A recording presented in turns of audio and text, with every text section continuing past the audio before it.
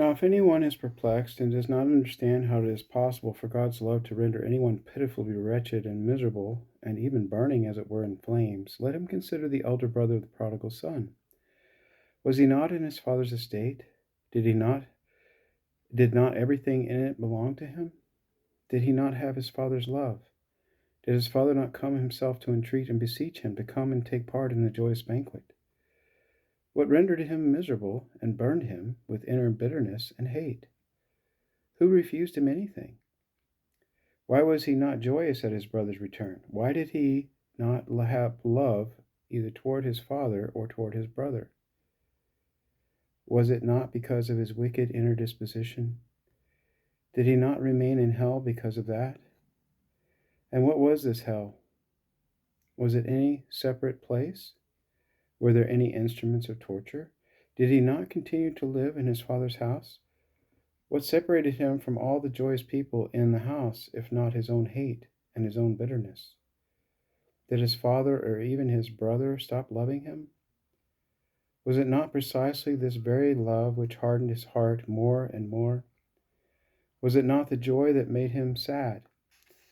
Was not hatred burning in his heart, hatred for his father and his brother, hatred for the love of his father toward his brother, and for the love of his brother toward his father?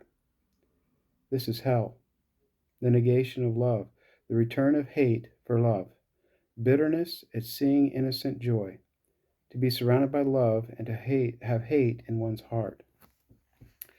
This is the eternal condition of all the damned.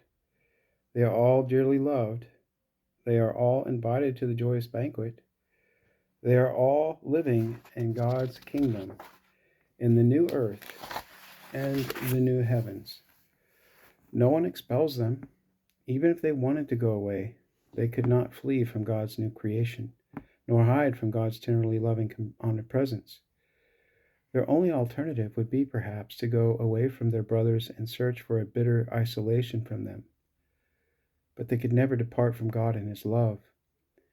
And what is more terrible is that in this eternal life, in this new creation, God is everything to His creatures. As St. Gregory of Nyssa says, in the present life, the things we have relations with are numerous. For instance, time, air, locality, food and drink, clothing, sunlight, lamplight, and other necessities of life, none of which, many though they be, are God.